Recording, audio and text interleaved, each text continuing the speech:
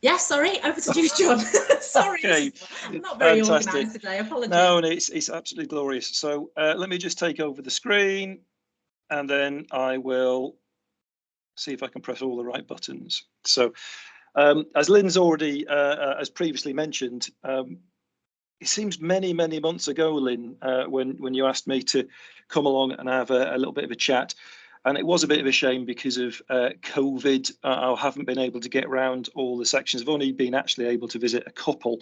And I did have an undertaking in this last few months to do my best to actually see a number of the sections. But sadly, sometimes work commitments do get in the way.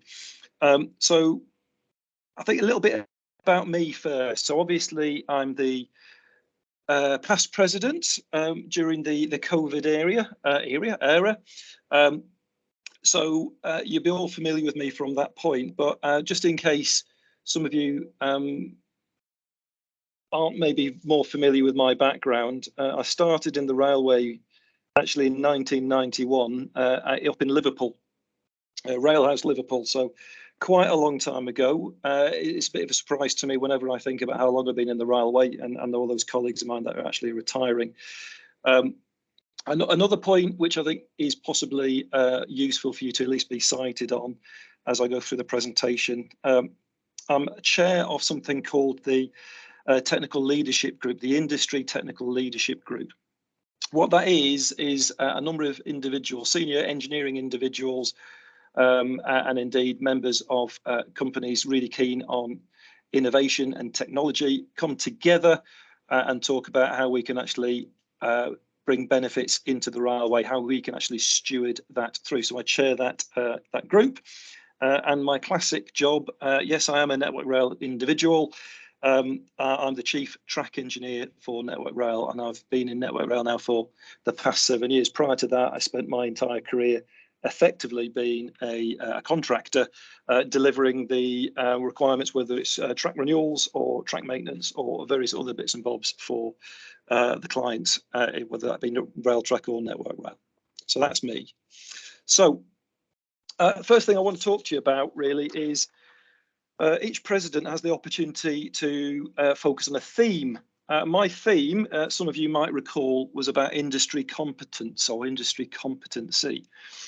Now, for me, this is something I'm really focused and passionate about because no matter the situation that we have in the industry, whether it's a renaissance of passenger numbers or we're flush with cash, or as we're more increasingly moving towards a more a cash-strapped industry with fewer passenger numbers, competency is really important to have people out there who are fully briefed and understand what is needed to steward the asset. And I do consider myself, in my heart of hearts, as a permanent way engineer. So what I hit on when I became president, actually in my year running up to taking on presidency, was maybe a focus on one of the original permanent way institutions' intents. And when the PWI was originally set up back in 1884, there were a number of articles that they had documented, and a couple of I just want to quote off on the left-hand side. And that was the PWI would promote the general advancement of technical training in the art of maintaining the way and works of railways, and also, intriguingly, to adopt a standard competency in the art of inspection and work of maintaining. So somehow between 1884 and in the last few years, that second point, the standard competency in the art of inspection and maintaining, drifted away, I suppose, and became the purview of the individual asset owner companies, infrastructure owner companies, and various other suppliers. And it struck me, given the focus that I've got, that we needed to do something different. In actual fact, we needed to go back to our original intent. So through a little bit of advertising, a little bit of cajoling, a little bit of calling on friends and colleagues, I pulled together a steering group to start looking at what a industry competence framework for the track discipline may look like. And some of you will recall that in the next year, and I'm having a proper old moment, but in the next year we'll be also focusing on exactly the same for electrification. So I'm well, after Nick Millington's presidency in the next year, we'll be looking at that.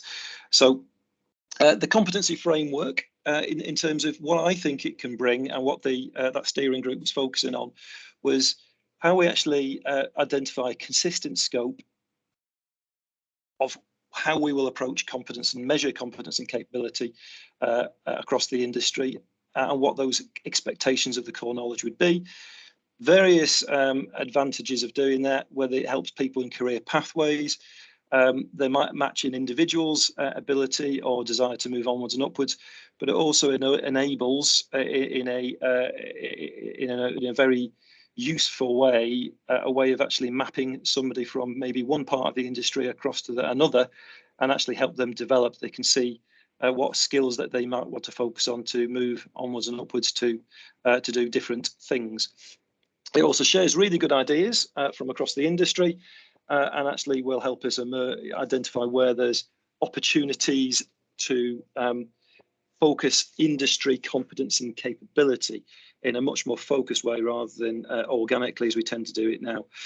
And underpinning all of that is actually the whole asset life considerations. What is it that we need to do to manage our assets sustainably? And I'll be talking a little bit more about that. Now, as I said earlier, I'm very happy to answer questions. As it is, I'm looking at a screen which is quite perplexing, so I can't actually see the whites of anybody's eyes. But I think at this point, I'll say, for me, wrapping all of that up, what's really important, not just to the individuals, but to the industry, is this helps us be safety focused, it helps us achieve cost efficiencies, and it helps us achieve reliability in everything that we do when we have people who are completely clued up and understand why we're doing things and feel capable of challenging the norm.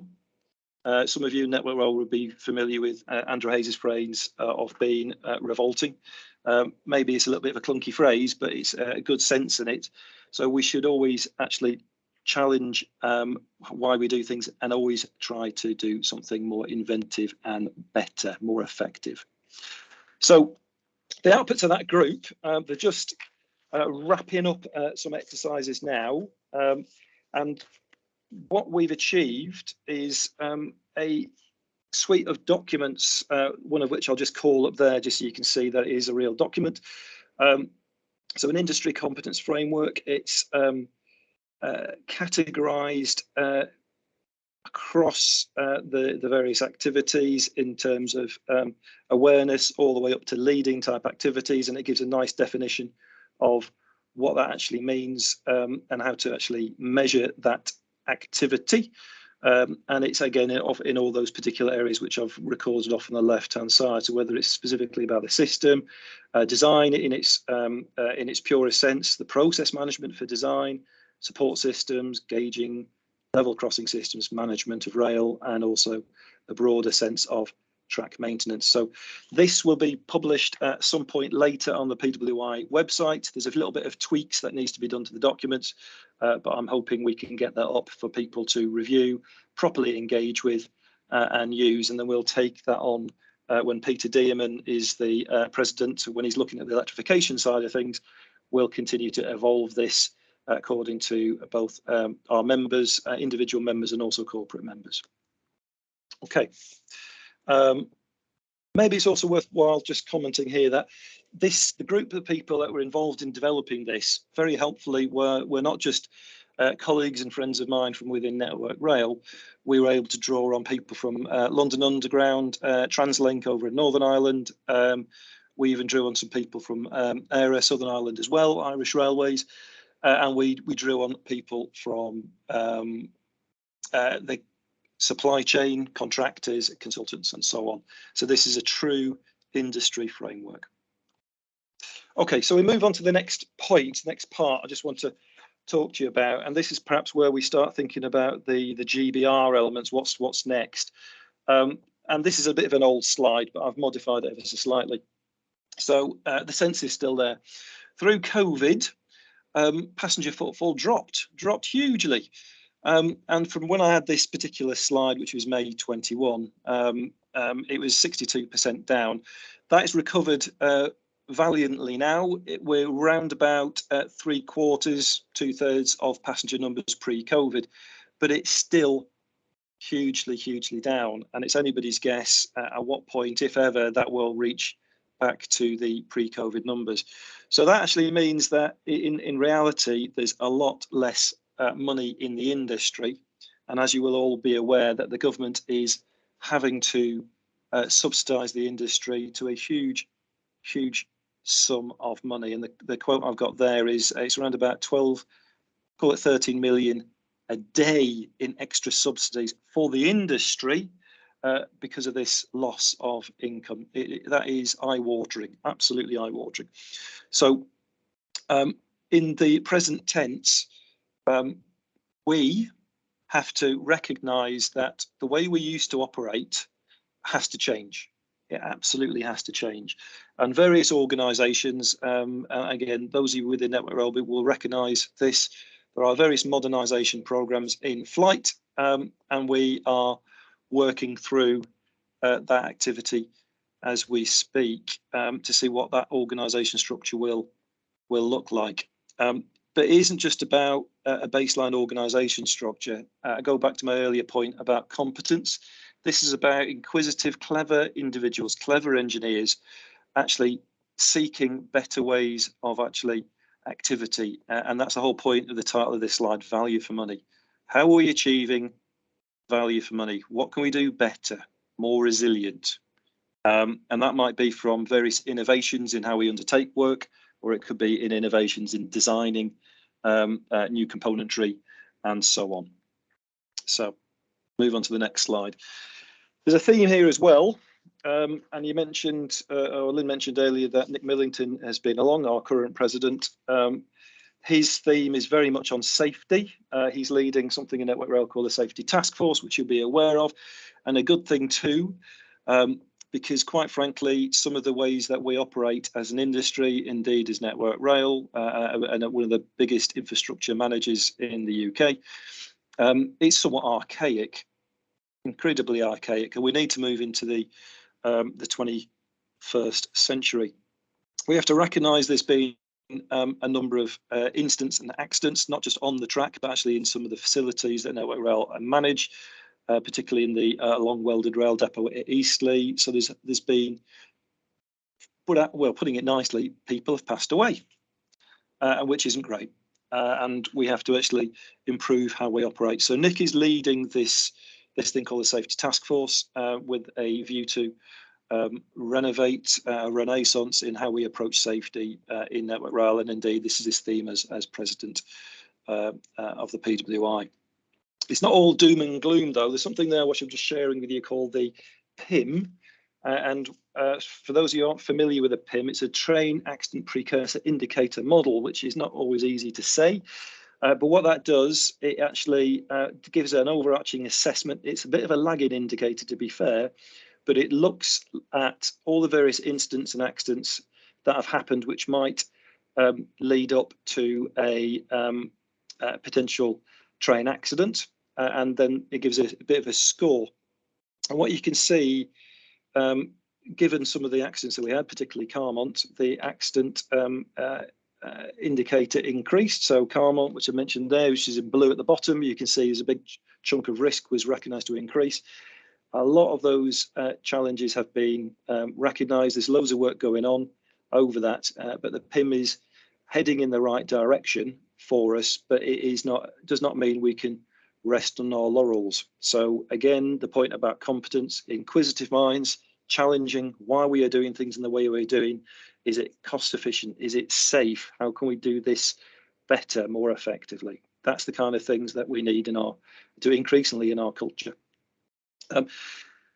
Sustainability is linked indeed to that inextricably. There's a nice little slide or a little graph there on the bottom right hand side. I won't read through the whole thing, but sustainability is a multi-pronged, multitask thing. It sort of spans into the thorny topic of global warming, carbon dioxide production. It is also looks at the stewardship of our line side asset, and also as you as Permanent Way engineers and experts will be aware that the vegetation does have a detrimental impact or effect to train operations, whether that be through signal sighting challenges, loss of track circuits, or indeed through SPADs if we get the leaves on the lines and that horrible dirty mulch that is created through the braking system and the crushing of the leaves.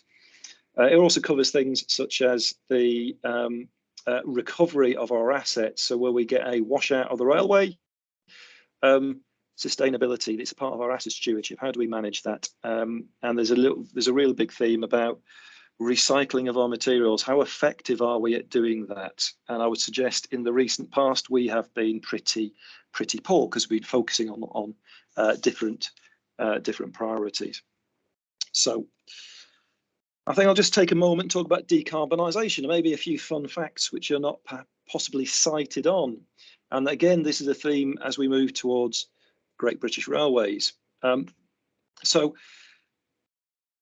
we generally have a dialogue in the culture in the UK of we need to decarbonise. We need to come up with low carbon rails or low carbon concrete or low carbon manufacturing or whatever. But when it comes to transport, there's a realisation that, or there needs to be more of a realisation, a broadcasting, a celebration that actually the railway is extremely carbon efficient as it is anyway. We don't really need to do particularly much. So the UK government has an opportunity, or UK PLC rather, has an opportunity if we're actually able to get more of our freight traffic or passenger journeys onto the railway. It actually provides a reduction in like for like journeys, mileage and transport, a massive reduction in carbon production.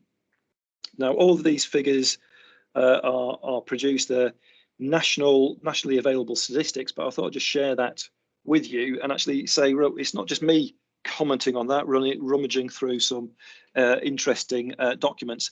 There is a live conversation going on at this moment in time about how we as an industry, rail industry, can more effectively make the case, make it more appetizing, make it easier for freight traffic, for instance, to move across onto our infrastructure, onto our railways.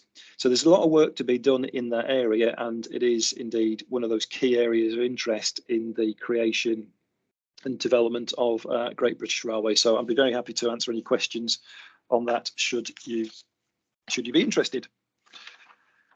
I'm going to move on to one of my favourite slides, which I tend to use in most of my presentations, but as the chair of the Technology Leadership Group, I probably have to, because the TLG are the owners, the sponsors, I suppose, is a better way of putting it, of the rail technical strategy. It is, to be fair, curated by my colleagues and chums at the RSSB, but this is the term strategy, the 5 to 25 year strategy, trying to guide, shine a light, but give a direction to the industry, looking at what our priorities are, what are the desired outcomes that we need, and identifying how we can support those critical enablers, what are those areas.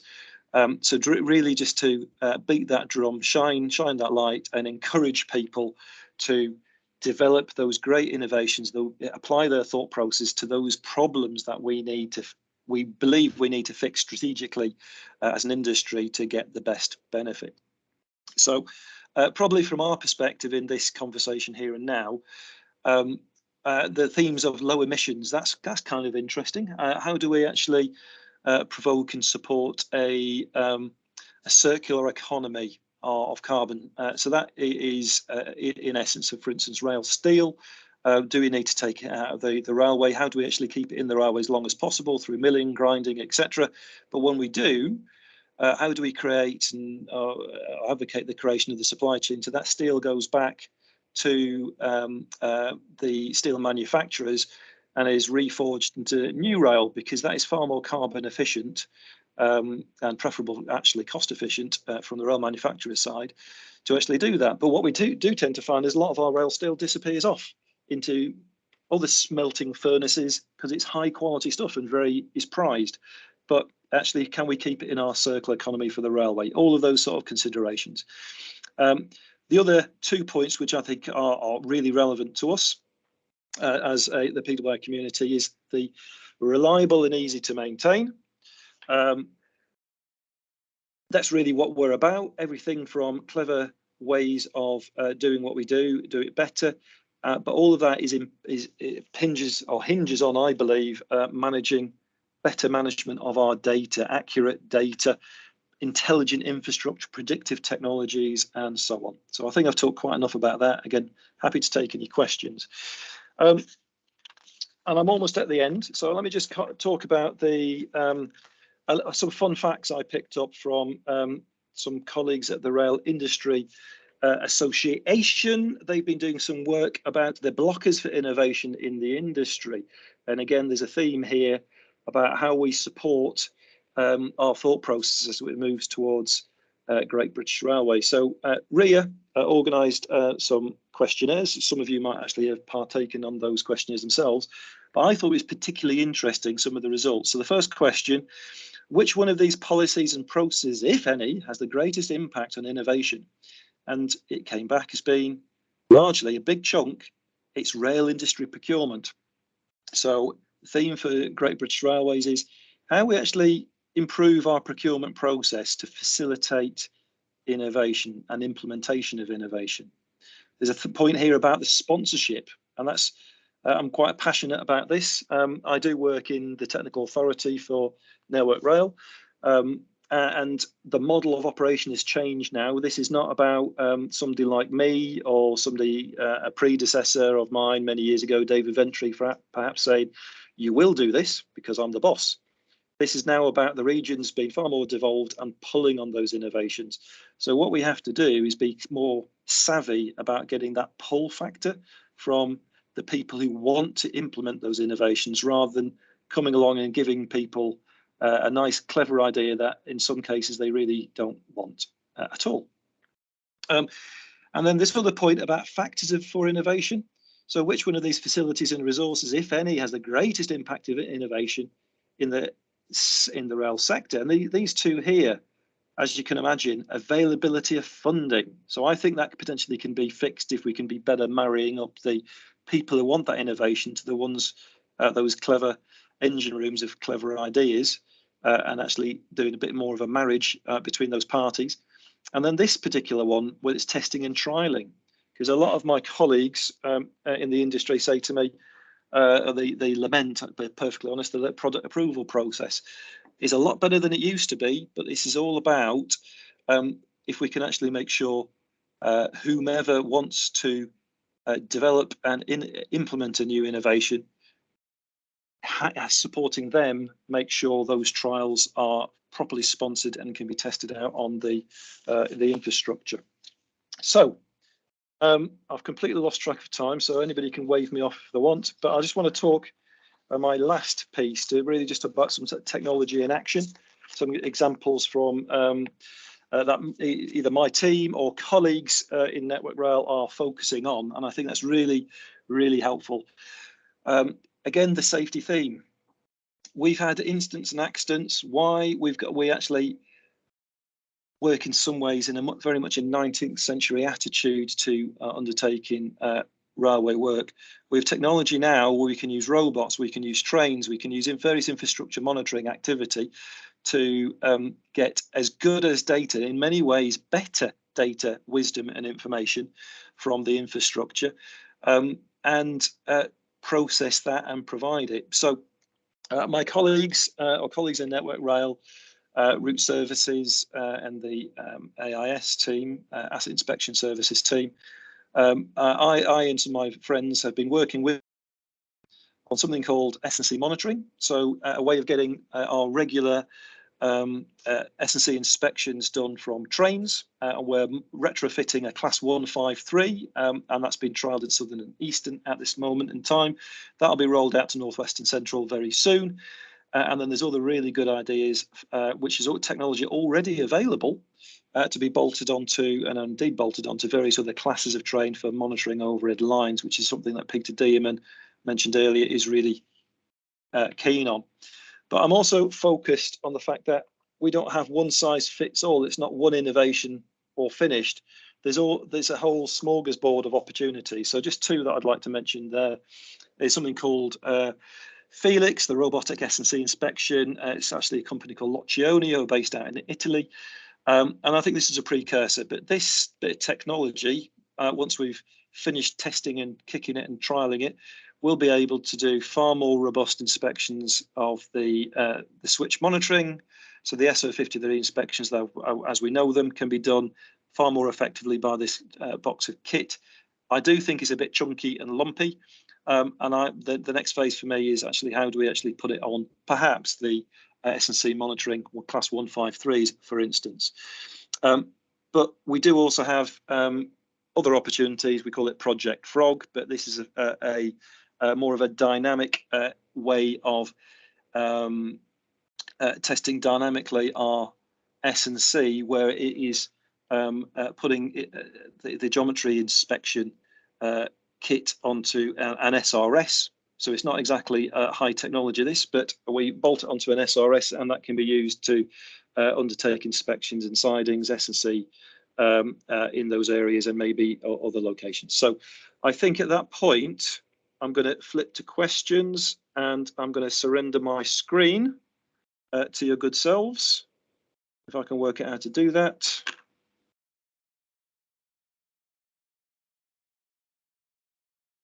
And I've got a bit of a challenge with my computer. So does anybody want to come on and talk? There we go. That's better. I found the right button to press.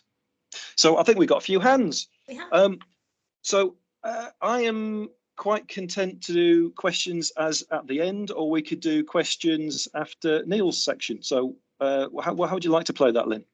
If people have got questions now, there's nothing worse than trying to keep them in your head and not concentrating on what's to come. So yeah, we'll run through the questions. Neil, your hand was up first. Do you want to start? Yeah, just got that's a very nice presentation. I hope you don't expect mine to be that length. But no, I think I burst over my 20 minutes. I deeply apologise. Yeah, it's okay. But obviously, as an innovator myself, that's one of my strongest points. And obviously, I've done quite a lot of work with Network Rail, with innovation. The trouble with innovation is, within our industry, is that it takes too long and there's too many barriers.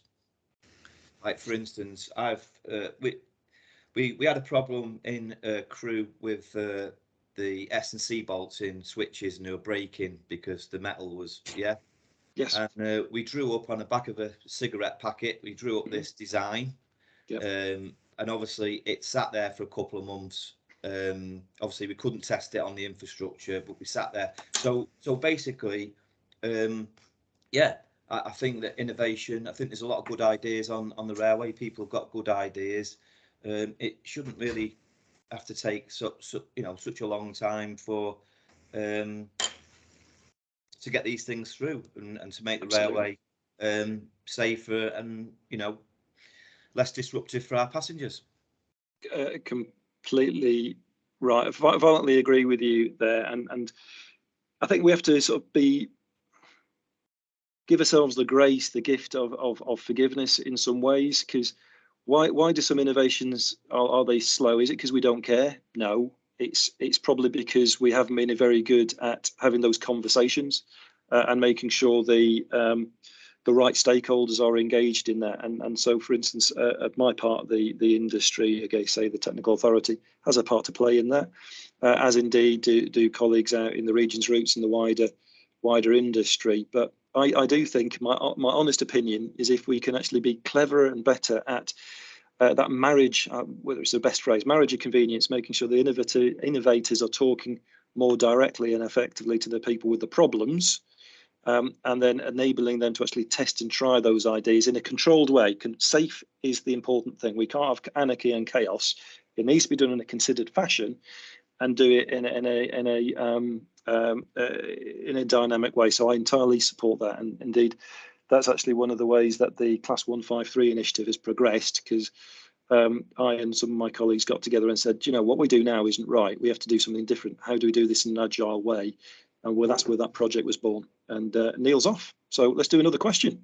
He's back. Who was next? Who was next? I think it was Les was next.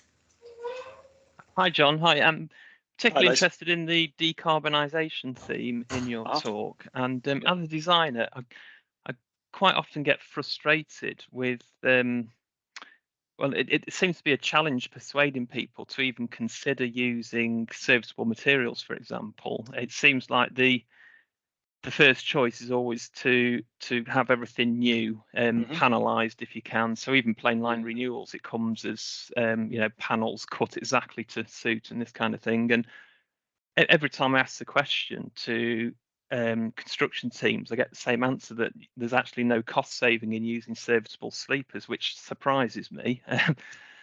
So I think there's just an uphill challenge really in changing attitudes and perceptions. And I was just wondering, well, I'm hoping that will only get better under Great British Railways. Another example is redundant S&C. When we're doing S&C renewals, in the past and recently, I've put notes on the drawing to the effect that the recovered S&Cs to be inspected, sorted, and, you know, cascaded or disposed of accordingly. And I get told, no, take that note off, it's going as scrap. And you think, well, who's deemed that to be scrap? It's not even been looked at properly. No, it's going as scrap, full stop, kind of thing. And you know, it just seems like a very inefficient way of doing things. I violently agree that it is hugely inefficient. I think, again, trying to be kind to ourselves, we've driven ourselves in that direction, I think, through a very narrow focus on efficiency in terms of putting stuff in the ground when a renewal has been done. And also, if you consider the double handling of materials, so if you take it from site A, you then put it in a storage, then perhaps you need to take it from there off to another location to be graded and assessed as being adequate and fit for purpose before it might be shipped to go back in. When you add in all the extra double and treble handling, it's not awfully surprising that sometimes the serviceable materials are either scarce or it's cheaper to put in new. And actually bear in mind the cost of materials in a renewal, and I'm going to make up a number here, and I know I'm being recorded, but it's not significant. It's not the major driver for the site itself. It might be 30%, 20, 30% of the cost of the site. What we have to do is actually make it more attractive, and there is a work stream, there's a conversation going on at this moment, albeit in my part, again, in Network Rail, to look at actually how we can do that, because we have to. Simple. We need to be better at carbon accounting. It's not just about the cost of the materials. What's the cost of not doing it to the carbon, to CO2, and so on. Okay. Yeah, thanks. Brilliant. Who's next? Stuart, can I be really rude and ask Rich to jump in next, because I know he needs to leave. Yep. So I'm not forgetting about Stuart, but can we just jump a question and come back to you? Yep, go ahead. Yes, I mean, I'm okay for a little bit. Yeah, what it's about really, my sort of questions is obviously it's all to do with track work safety as well. I'm heavily involved in that and on my section at the moment, and I was sort of last year when all the changes were coming in, and I did some research into the SATWAS kits and to see the functionality, because I was thinking about the cost effectiveness of having SATWAS installed at most of my junctions that I'm predominantly just going to inspect now as a supervisor every 8 weeks, and the cost implications. And also then I was looking at, if Lowes was to go, how can I get out and about to look at various different parts of the section in daylight, etc. So we then, initially it was with, I think it was Schweitzer, found that we can have sort of like mobile kits that can be used. So we're still going through that process. We know now that Zollner do it, and we're familiar with the Zollner kit, and we've got people trained. We had people trained last year, but we still haven't got the kit. We still haven't sort of been able to do a trial site. And again, like you say about innovation and moving forward to be more efficient and whatnot, I think this could be, to me, quite an easy fix to do. But we just don't seem to be getting anywhere with the people we're speaking to in the track worker safety group. It just doesn't seem to go well. I know there is an issue as well which again I think should be sort of worked around, that when we install this kit, which is temporary, I don't think it needs to have an S&T competent person in the framework that's in the standard. So I think there's some changes to be made that could make this kit user friendly for us in the track function. I understand the differences in when you've got a static kit that's going to be there for basically forever, that how you maintain that and how you look at that, and that could be deemed more of an S&T competence when the travel's fixed. But for mobile stuff, I think we could move a lot quicker and get SATWAs out there, but we just seem to be sort of stuck at the moment. So I don't know if there's anything else we can do, or anybody else we could speak to try and see how we get quicker at putting that So I think in some ways it's probably not in my direct control, whether in terms of being a speaker here, but actually in my chief track capacity. Do you want to drop me a note separately, Richard, and I'll see what I can do to pick up and facilitate the conversation for you? Because definitely. I'll refer back to the point about we need to be more fleet of foot, we need to be agile, but we also need to keep an eye on that safety element as well. And maybe that's what's going on, and maybe slowing things down. But the availability of kits to be installed, I scratch my head over. So if it's needed, we need it. Simple. So yeah, give me a shout, and I'll look at it with you and for you. Okay. Yeah. Okay. Brilliant. Thank you. Thank you. Cheers. And Stuart, you've got a question before we move on to Neil's presentation? Yeah, thank you. You talk about wanting to induce modal shift, and post-COVID, we're seeing a reduction in service available and an increase in price. How do we get the railway to compete, to be more attractive? Oh my lord! Now I suppose if I could answer that question, I'd probably be a very rich man. So it's complicated. Or at least what are the first steps? It's complicated. So one thing that I can quite openly and honestly say to you is my very clever colleagues in the operations side, whether it's in Network Rail or indeed in the industry, they've all been scratching their heads as to what the new reality will be. So I know they looked at the passenger shift, and what we saw was there were far more students, leisure travel that recovered far more quickly. The business travel, as you know, might be 2020 hindsight, that's what was recovering far more slowly. And we're seeing the long-term commuting is still not there. So, some of you might have, for instance, somebody say, come down to a meeting in London, and you'll say, brilliant, I'll jump on the train and come down. And now you might say to yourselves and say to the organisers, I can use a Teams meeting. Why would I want to do that? So that reality is coming out there now, and there are various tactics that's been deployed or advertising to give people confidence to come back into the railway. You might have seen the various adverts out there. The operators have been looking at remodeling the trains themselves to be a bit more mindful of a transition from business passengers to more leisure passengers and so on, particularly on the long journey routes. But to be honest with you, Stuart, I don't have the answers. I think we have to trust our operator colleagues, sort of keep a pulse on the what the passenger needs are. But the win, if I can draw it back and be extremely parochial or focused on the carbon side of things, the win really is that winning the argument with business about freight, and that's where we will see a vast reduction in carbon emissions for UK PLC, and that's where a lot of the conversations with government are going on at this moment, and also the ports, because once we get freight in from a port, we load it onto a train, off it goes. So how do we get better connectivity into those key areas? It's those sort of things. Hopefully that goes some way to answer your question, Stuart. Thank you. All right. So Lynn, Neil, I do apologise. I've burst your time limit, but I'm happy to now be an observer and listening to the next part of the presentation. Neil, over to you.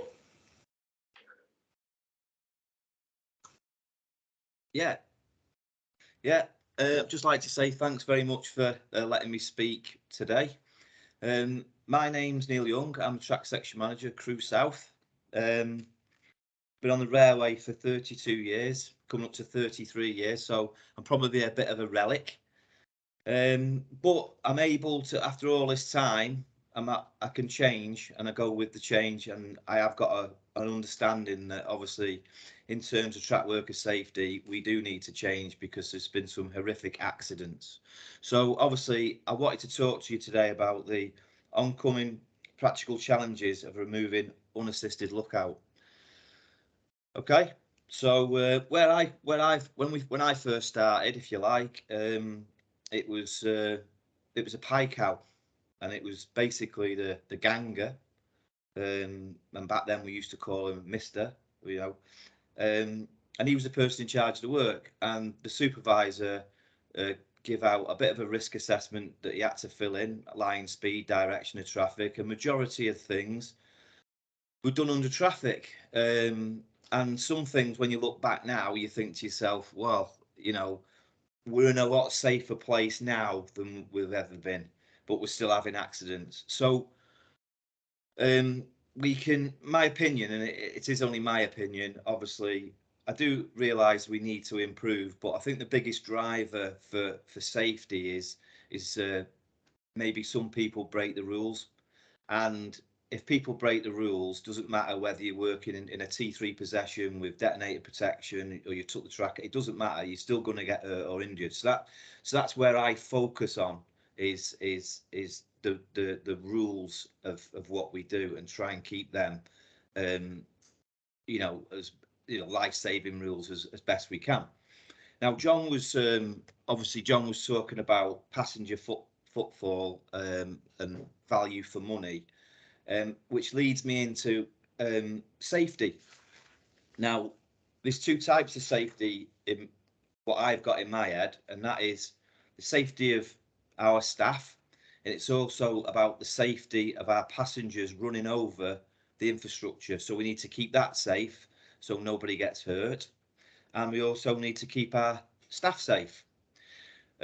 So last year, obviously we were working before the ORR give us an improvement notice. We were actually working on safe systems work anyway.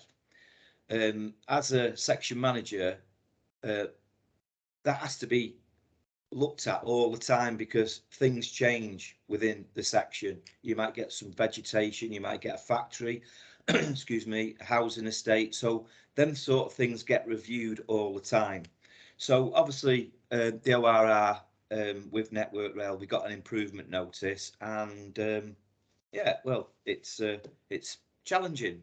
And on my particular section I look after, there's a mixture between high line speed S&C layouts, which is fairly new infrastructure, to 1947 old bullhead freight lines that have a lot of traffic over it, and also with that there is no access. There's that many trains, there's no access day or night. They run trains all the time, so I have to create access and things like that. So anyway, so where we were was pie cow. So where we are now is we've got cost, pick, planner, responsible manager, and I think 100 million% we're in a better place safety wise now. So everyone wants to go home safe every day, and yeah, that's there's no way of better putting it really, is we all want to go home safe every day to our loved ones and everything else. So obviously there's been some serious accidents, and these have occurred, some of them with unassisted lookouts as the form of protection. You see a lot of near misses, videos of near misses. Some of that's down to people breaking the rules, some of it's down to a failure in something else. So we obviously, the challenge come to obviously reduce our need for unassisted lookouts. How that's recorded is in two ways. It's recorded on how many MSTs you've got and how you close your MSTs, and it's also done in staff hours. So in 2021 we had 80% of the MSTs on my particular section were with unassisted lookout, low line speed, MSTs are making unscheduled tasks and they're done weekly or 2 weekly, and the menial tasks, and it's like point oiling, you know, a bolt needs tightening up every week, or a joint that's going down, you know, them sort of things. So inspections, they're all MSTs. So we looked at that, and we knew we had to reduce the time that, you know, we're using lookouts and stuff. So we went on to get some access.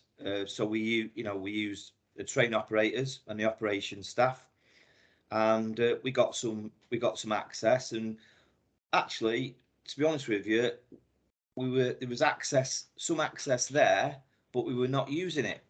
So that invoked us to use that access sort of thing. So where are we now? So where we are currently is we're at 40% of the MSTs are now conducted with unassisted lookouts, and we're trying to eradicate them full stop. But we have got a few locations with a lot of S&C in it that obviously do drive the figures up, because there's a lot of MSTs in a short, short space. The actual staff hours, we're running about between 95 and 98% of our time is spent in a line blockage, whether that's a simple line blockage or whether it's a line blockage with additional protection. So we've got some new technology now. We've got SATWAS. SATWAS is a problem at Crewe because there's that many diverging routes. You need a lot of them. TCOD, that's also a problem because some of it's not track circuited. The lockout devices we've got, and we're currently practicing how to use them. And we've got remote ZKLs. And there's some of the things that we're looking at, and obviously we're improving on week by week. So yeah, so over the last 12 months we've reduced unassisted lookouts by 50%. What the challenge is for us now is to find new ways and even better technology to get us into that last 50%, which, to be honest with you, it's not a great deal. I know that some locations are at 100%. They've got rid of unassisted lookouts by 100%. I'm finding it difficult with my the way they run the trains and everything at Crewe, but we'll get there. So the challenge is what we've found. Production work and maintenance is a challenge now. And we have to think of new ways of doing stuff, because when we're working in line blockages, obviously we don't get as much time as what you do with an unassisted lookout. So, but we know we have to change. So what we do now is, we were talking about innovation before and how important it is, and every section manager should be able to look at things and try and improve the way that we do stuff. But sometimes the amount of trains proves challenging, and that's where we've got to get in touch with the train operators and work with the operation staff. So we've not been successful in all areas, but we are trying, and we're still learning, and we're progressing well. And that's the thing, we're learning. So what I wanted to talk to you about there really is, we might try to do a line blockage on a certain route. It might fail, and then we have a rethink on basically, okay, what's the next step? When can we get access? And we try all these things, and we've had some efficiencies. We've made some gains as well as some losses in this, and we're getting stronger, each week.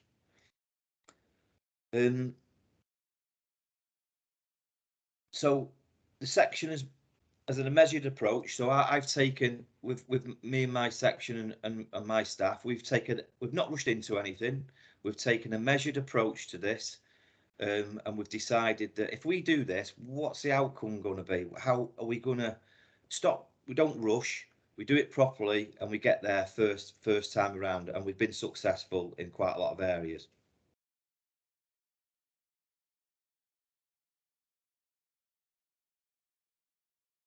So overcoming the practical challenges of removing unassisted lookouts has got a negative effect, what I found. And when we find this negative effect, we have to do something about it. So one of them has been more minor staff accidents, small accidents, people rushing, not using tools correctly, because when time's critical, when you're in a line blockage, that's what you find that people want to get, because there's pressure on, because they don't want to delay a train. So time is critical, and we've had a lot more small minor accidents. We're doing less maintenance on some assets, not all. We're actually doing more maintenance on some assets because we've utilised possessions, what we call Section 5 items. So we've made some efficiencies and gains there, but we're losing on some areas. But we're looking at ways we can get around it. So positive effects.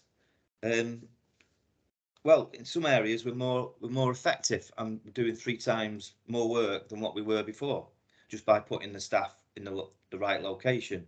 Some of my inspections that I do, I'm now doing in a T3 possession, and we're doing it on days, so I can get more. When I was doing 1 inspection, I'm now doing 2 inspections, and I can see it's daylight, so that's working. It's a safer working environment. There's no getting away from it. Working with additional protection is a safer working environment for our staff. We're planning better, and obviously we've got the new systems with Rail Hub, and that's proving to be a bit of a challenge while everyone goes on the training and we get used to it. But I think it'll be all right in the end. Once all the problems get ironed out with it, I think it'll be good, and we'll have a good system. So, any questions? Thanks, Neil. Has anyone got any questions for Neil? I'll start off then while everyone gets the thinking caps on, Neil, if that's all right. I know in my section we're 100% compliant, but I'm conscious we've got a lot less sidings than some areas. I know my colleagues at Carlisle are struggling a lot more because they've got huge goods yards. Is that part of your problem? Because they're starting to work with the owners of the yards to try and get more access. I just wondered whether there was some learning you could maybe take from them. Sidings. Each individual side, what we did with the sidings was we went out with the operations staff and the train operating company, or the freight operating company. That was the problem I've got at Crewe, is that I might have 5 or 6 train operating companies, so it proves difficult because they stable tampers and grinders and all kinds of on-track machines. So that was a challenge for us. And we got like a method of working, so we went to 1 person, which is now working. The other thing is we have to challenge the rule book, and I first said this to the track worker safety leader Brian Baker when he was when we were discussing all this. We need to look at the rule book, and we have done since, but putting a sleeper across the track and chaining it in this day and age, it doesn't work, and it never has done, and it's too old. But I do believe now that as some people have done some work on it, and that's been removed, and you can do other things. It's just about, so we've got this in the sidings. We come up with this plan, a method of working that we have with the freight operating companies and with our staff, and it's working well, to be fair. Good. Sorry, I thought maybe I'd be able to help you out there. Has anybody else got any questions, or is this something that people don't tend to work with? I think we're still in maintenance, aren't we? So I think this affects us a lot more than some of the project guys. Steve, Stephen? Hi there. Thanks, Neil, for that. Speaking as an interloper from Metro and Light Rail, it's going to be a question, I'm afraid, it's going to frustrate perhaps the Network Rail folks here, but when you talked about the options that you've used to get your unassisted lookout usage down, and you talked about quite a few techniques and technologies and systems there. Do you mind, just for the uninitiated like me, running through what some of those systems actually are? I didn't get a chance to jot them down as you came out of them, but there was the various systems that you have used, and just so I can jot them down. We've got systems that we've had for years and years, which is detonators, disconnection, train operated warning systems, TOWs, LOWs. We don't use LOWs anymore. I've been using LOWs for 15 years on a certain place on the West Coast main line. We've never had a problem with it. It's a perfectly good, safe system of work. We are sort of using it in the way with SatWest, though, aren't we? So, Steve, yeah. Sorry, I don't mean to blow it, Neil. I was just trying. So So when we've talked about moving to SatWest, Stephen, what we're actually doing is removing the human element of LOWs, replacing it with a treadle. Yeah. So it still allows technology, but we're taking away that human ability to fail, which certainly happened a number of times on my patch. Neil might have been good, but I had a number of incidents. Well, we had a number of incidents, and they were mainly with Carnforth staff. So we're certainly we've stopped with LOWs, but we're really embracing SatWest coming, because it's going to be our answer to accessing the West Coast Main Line. And I get that, because LOWs with your lookout is that we used to position our lookouts on a bridge, so we're up above the track. Yeah. If you were on the track, if you've got a 4-line section, then 1 in a million chance you could get 4 trains past you all at the same time, and you wouldn't be able to see one of them. Are you with me? Yeah. So I get that the train operated devices are a lot better than the lookout operating devices, because it takes that human factor out of it. Was there any others? Did you mention ZKL as well, Neil? Yeah, ZKL. Well, ZKL is basically a T-cod that you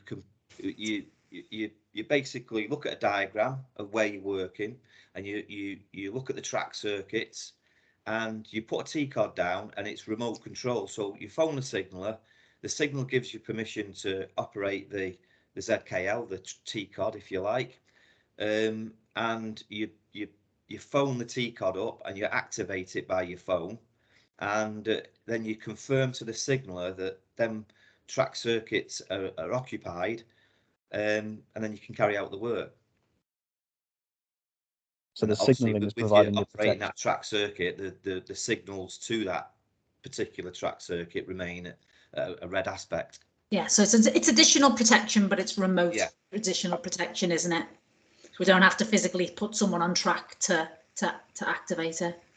And a T-cod obviously is a piece of wire, if you like, that we put on the track and we attach it to the foot of the rail, on both sides, and that does exactly the same thing. The beauty of the ZKLs is that you can have multiple ones, so you can really protect yourself. But you've got to have track circuit. Now, some locations, obviously, you might have axle counters, so you'd have to use EPRS, is it?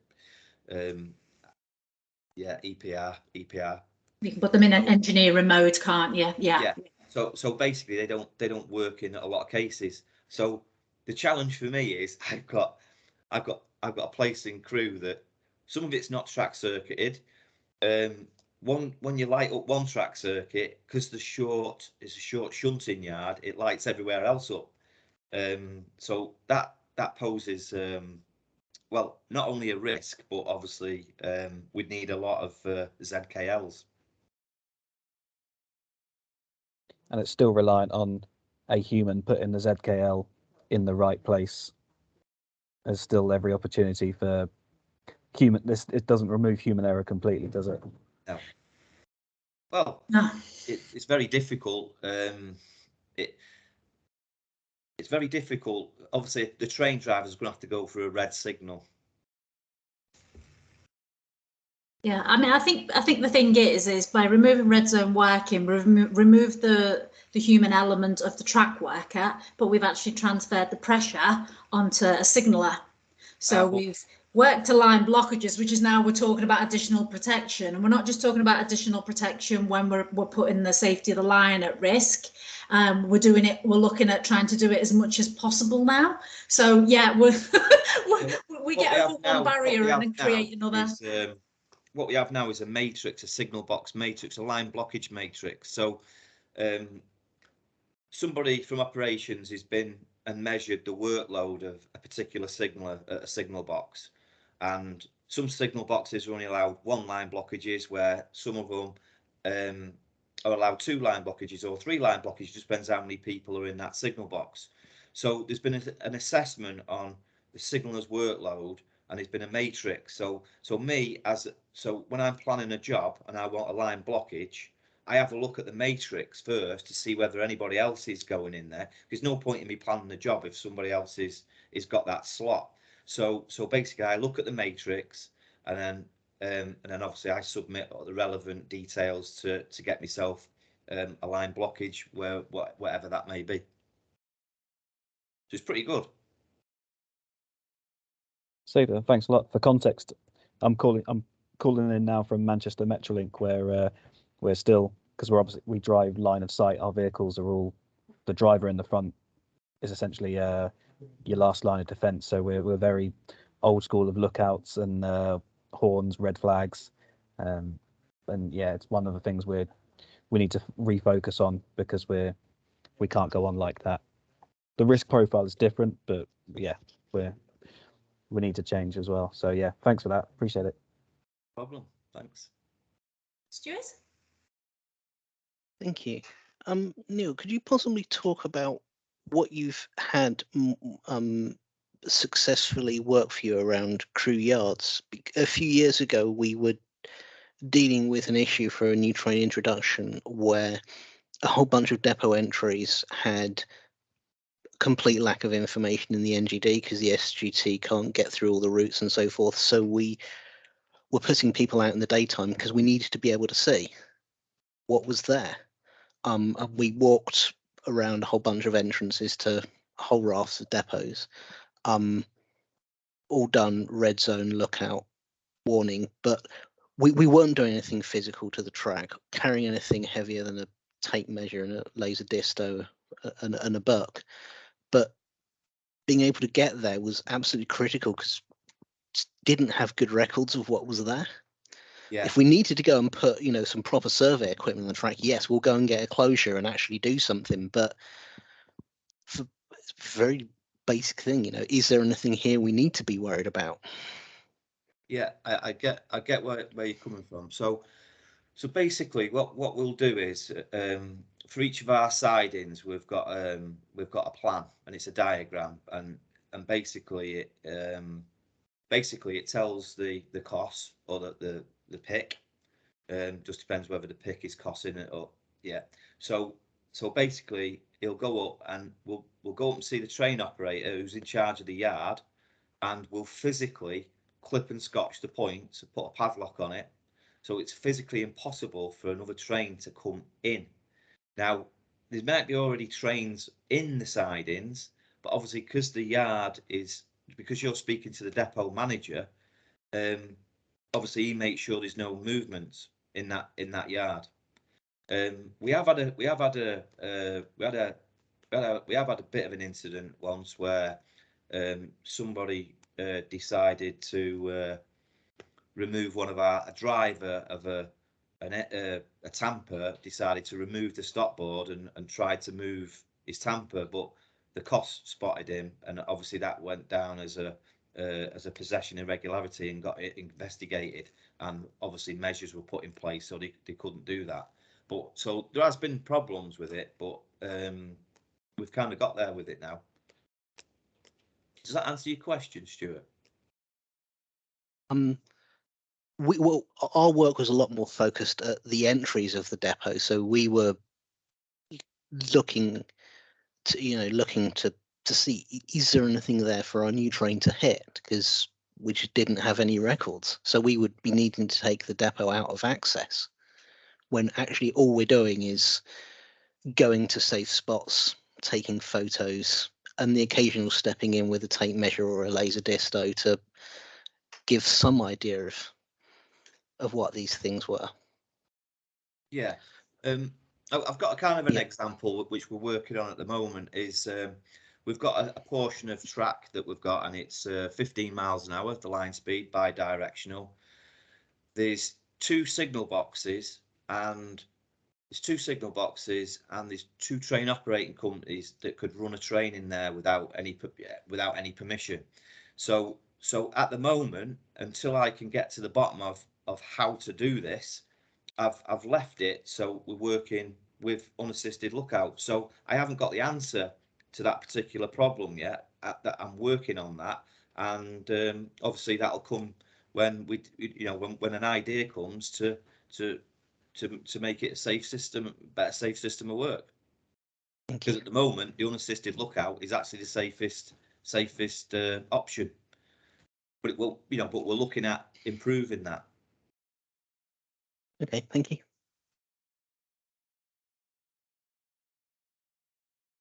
Anyone, any more questions before we wrap up? I think it's been a really great discussion. I'm going to hand over to Keith to sum up for the evening. Thank you. Brilliant. Thanks, Lynn. Well, personally, I'd like to obviously thank John and Neil, and on behalf of everyone on the call this afternoon, for two really interesting and insightful presentations from completely different perspectives. I think it's really interesting to see and hear, I guess, as an industry, the challenges we've got in terms of trying to encourage people to travel back on the railway and use the railway, but also, Neil, just listening into some of the challenges that you're facing as a section manager.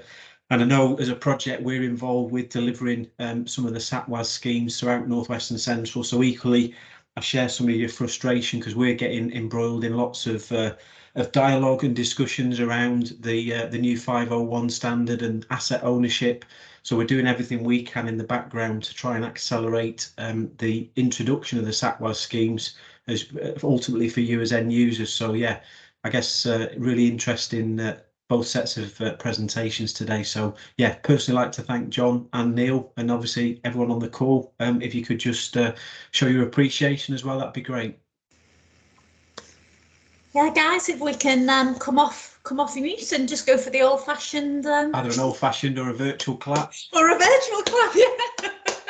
Thank you both very much, and thank you, Keith.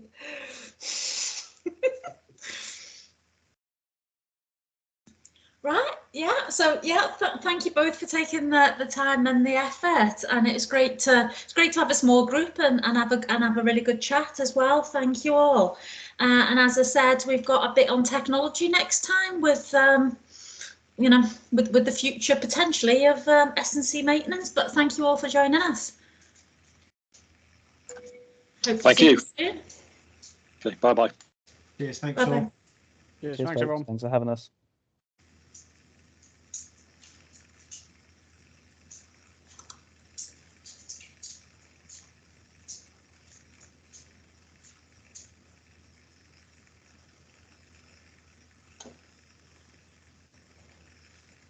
Thanks, Kate.